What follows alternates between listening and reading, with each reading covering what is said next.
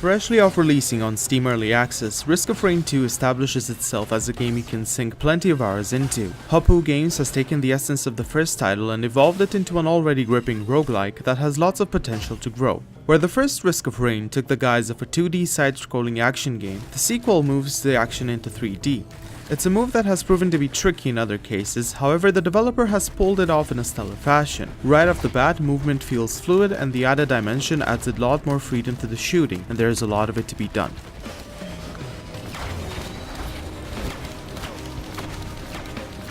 Just like in the previous title, you'll be navigating procedurally generated levels in search of a teleporter that takes you to the next one. On your way to it, you'll be set by a variety of nasty foes, from frail drones that fire at range to bulky golems that attempt to fry you with their lasers. The more time you spend exploring levels and murdering monsters, the more the difficulty rises. As killing foes earns you gold, which is the primary source for unlocking more items and helpers during your run, you'll have to strike a balance between exploring and activating the teleporters. Once you do so, a boss fight begins, which ushers in one of several massive creatures, each with its own distinct set of attacks. They're formidable foes that won't hesitate to quickly stomp you as you learn their attack patterns. Repeated encounters lead to figuring out how best to use your abilities and the environment against them, translating into a constant learning experience. As the difficulty rises, both bosses and regular monsters become empowered with elemental damage, and the likes adding a new challenge to your run.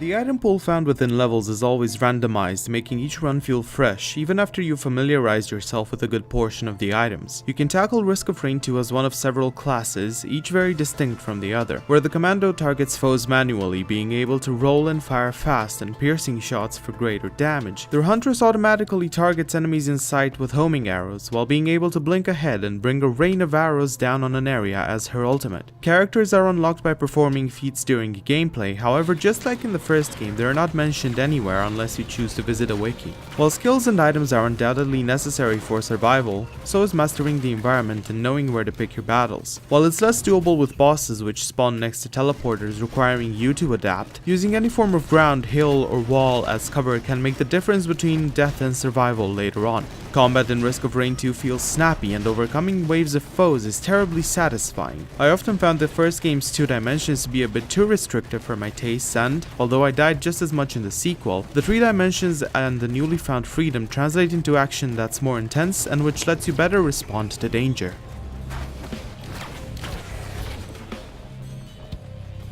You can tackle Risk of Rain 2 both in single player and co-op, which supports up to 4 players, and both modes feel quite great to play. The lack of in-game voice over IP makes communicating with strangers a bit tough. There is a ping system in place, but it's not the smoothest thing to use. If you can get a handful of friends on Discord, however, that's a different deal. Risk of Rain 2 isn't built around synergies per se, but unleashing 4 instances of rain of arrows only to decimate an oncoming horde definitely feels amazing. My biggest complaint with Risk of Rain 2 has got to be the visibility of teleporters. Even hours in, after seeing tons of the damned things, the distinct art style and its strange use of color resulted in me literally walking past teleporters multiple times in the same level without even realizing it. This is annoying given how difficulty increases with the time spent inside a run. It feels like a waste of time when you're barely reaching level 2 and you're halfway to very hard. While the shift to 3D has brought plenty of benefits and the sound design helps with identifying where foes come from in most cases, in particularly hectic fights you will get ganked from behind without even realizing it, which feels a bit cheap. Then there are the occasional server issues that prevent you from connecting to matches in the first try.